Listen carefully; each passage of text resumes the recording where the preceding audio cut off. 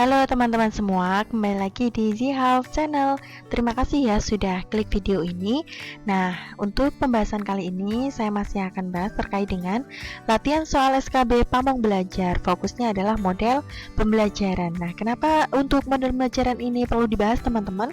Karena kita sebagai pamong belajar dan sebagai pendidik tentunya kita pasti akan menerapkan model pembelajaran di dalam kelas. Nah, pada tahun saya dulu, untuk model pembelajaran ini adalah sebuah kasus ya soalnya. Kemudian kita diminta untuk menentukan itu jenis model pembelajaran apa, begitu. Jadi untuk kali ini teman-teman akan saya berikan 10 soal kasus juga ya, terkait dengan model pembelajaran. Nanti kita lihat ya teman-teman cara menjawab dengan benar. Kita harus menghafalkannya terlebih dahulu atau memahami terlebih dahulu ya. Oke, bisa kita mulai ya teman-teman. Tapi sebelumnya, bagi yang belum subscribe boleh subscribe terlebih dahulu, dan bagi yang belum nonton video-video aku sebelumnya ditonton terlebih dahulu ya, karena di sana juga banyak informasi terkait dengan latihan soal. Oke teman-teman, akan mulai dari sekarang ya. Nah, di sini pada saat pembelajaran bahasa Indonesia, Bu Keket menyampaikan kompetensi yang ingin dicapai dan materi sebagai pengantar.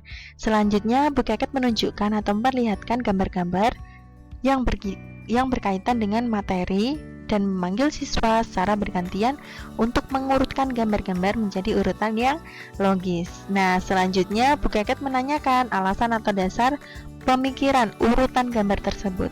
Berdasarkan ilustrasi tersebut, model pembelajarannya apa teman-teman? Oke, coba kita bahas di sini ya. Yang perlu digarisbawahi adalah kalau di sini kan kompetensi, kalau materi itu memang pasti akan disampaikan terlebih dahulu. Nah, di sini untuk langkahnya adalah menunjukkan atau memperlihatkan gambar-gambar yang sesuai dengan materinya. Kemudian memanggil siswanya secara bergantian. Oke, lalu diminta untuk mengurutkan gambar dan ditanyakan alasan atau dasar pemikirannya dalam mengurutkan gambar tersebut. Berarti model pembelajaran yang digunakan adalah picture and picture. Oke teman-teman, mudah ya. Bisa kita lanjut ya teman-teman. Nah, kemudian pada saat pembelajaran biologi, pendidik membagi peserta didik dalam kelompok-kelompok kecil. Kemudian diberikan tugas untuk membaca beberapa bab atau unit. Setelah selesai membaca, satu siswa dari masing-masing tim berkumpul dan mendiskusikan topik mereka.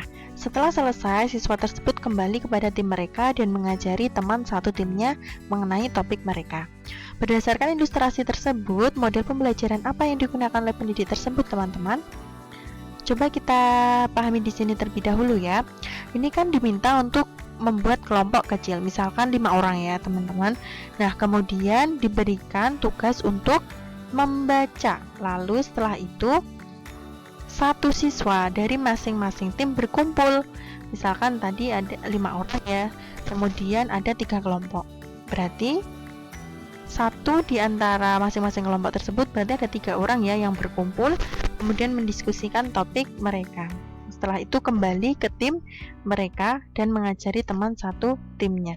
Berarti ini disebut model pembelajaran jigsaw. Oke, mudah sekali ya. Kemudian dalam pembelajaran tertentu, seorang pendidik mempersiapkan gambar-gambar. Nah, ini ada tentang gambar-gambar lagi. Coba kita cari bedanya. Nah, kemudian menempelkan gambar di papan tulis. Nah, setelah itu pendidik tersebut memberi petunjuk dan memberi kesempatan pada siswa untuk memperhatikan atau menganalisa gambar.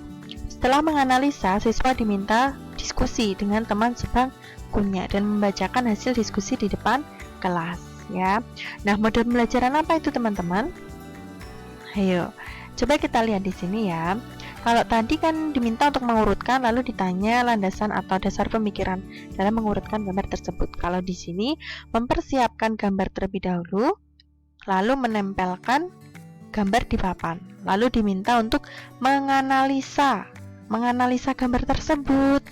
Setelah itu diskusi dengan temannya dan membacakan hasil diskusinya. Berarti ini adalah example, non example. Nah, begitu ya.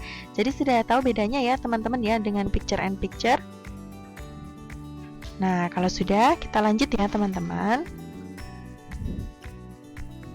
Pada pembelajaran geografi, Ibu Dina membagi siswa untuk berpasangan dengan teman sebangkunya, kemudian membagikan materi untuk dibaca dan diringkas. Kedua siswa tersebut menetapkan siapa yang pertama berperan sebagai pembicara dan siapa yang berperan sebagai pendengar, lalu bertukar peran. Nah, berdasarkan ilustrasi tersebut, model pembelajaran apa yang digunakan oleh pendidik tersebut, teman-teman? Coba kita di sini ini ya, garis bawah ya. Di sini kan pertamanya berpasangan. Nah, kemudian dibagi materi untuk dibaca dan diringkas.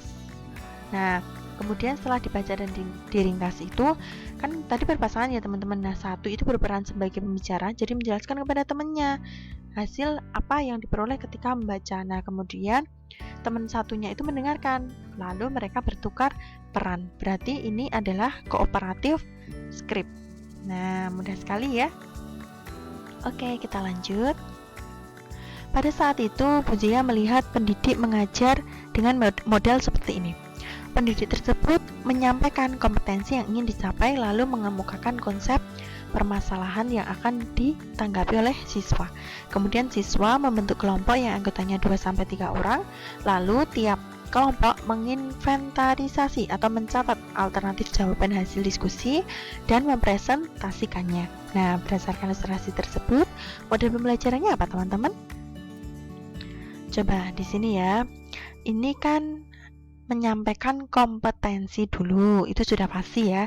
Kemudian mengungkapkan konsep atau permasalahan yang akan ditanggapi oleh siswa. Lalu siswa membentuk kelompok anggotanya 2-3 orang, teman-teman.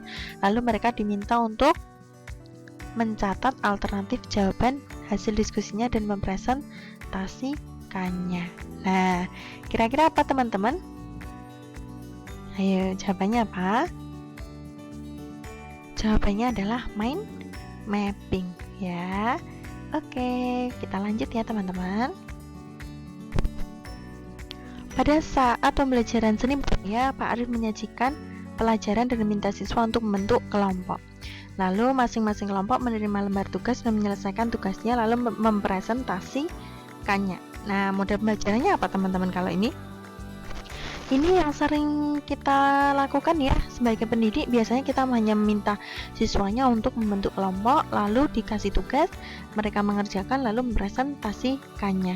Itu berarti adalah learning together. Oke, mudah sekali kan teman-teman cara menghafalkannya. Kemudian, seorang guru membagi siswa menjadi beberapa kelompok. Nah, ini anggotanya 3-5 orang. Kemudian dari setiap anggota tersebut diberi nomor 1-5. Kalau misalkan anggotanya 5 orang. Nah, setiap siswanya mempunyai nomor berbeda dalam satu kelompok tersebut ya. Kemudian, guru mengajukan sebuah pertanyaan kepada siswa tersebut. Setelah itu, masing-masing kelompok berdiskusi. Nah, setelah diskusi, gurunya nyebut salah satu nomor, misalkan nomor 3. Nah, nanti nomor 3 itu yang akan mempresentasikan hasil diskusi kelompoknya. Berarti ini adalah model pembelajaran apa? Apa, teman-teman? Pemberian nomor dalam satu kelompok, ya. Kemudian gurunya mengajukan pertanyaan. Lalu setelah itu diskusi, lalu menyebutkan nomor lagi ya. Salah satu nomor tertentu, kemudian mempresentasikannya, yang memiliki nomor tersebut mempresentasikannya. Berarti ini adalah number heads together ya, karena nomor. Kemudian pendidik menyajikan sebuah masalah peristiwa yang akan menjadi bahan pembelajaran pada saat itu. Kemudian siswa diminta untuk membuat kelompok kecil dan mendiskusikannya. Semua siswa mengemukakan pendapatnya dan menggunakan metode brainstorming. Berdasarkan ilustrasi tersebut, model pembelajarannya apa, teman-teman? Coba di sini.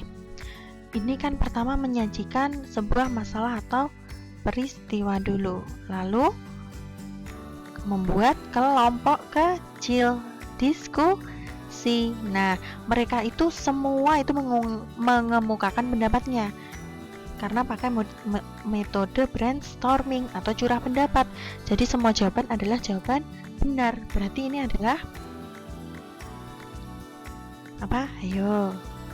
Oke, jawabannya adalah problem based learning ya, karena berbasis masalah. Oke, kita lanjutkan ya.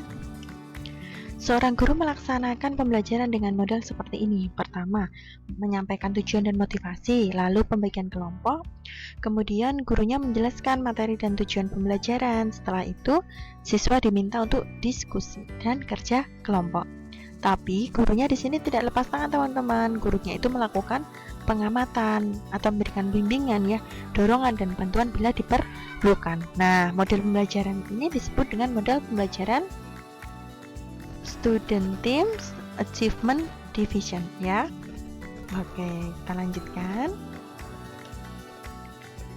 Seorang guru menyampaikan tujuan pembelajaran yang ingin dicapai dan menyajikan materinya.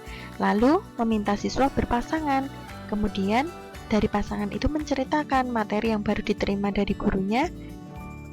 Setelah itu pasangannya mendengarkan dan bertukar peran. Nah, berarti ini model pembelajarannya apa?